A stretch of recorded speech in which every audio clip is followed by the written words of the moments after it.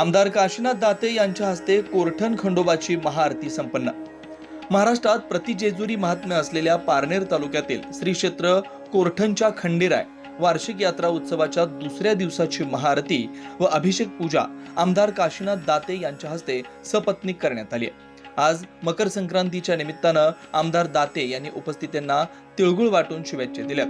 यावेळी कोरठण देवस्थानचे माजी अध्यक्ष ॲडव्होकेट पांडुरंग गायकवाड यांनी उपस्थितांचा शाल खंडोबा प्रतिमा देऊन सत्कार केला।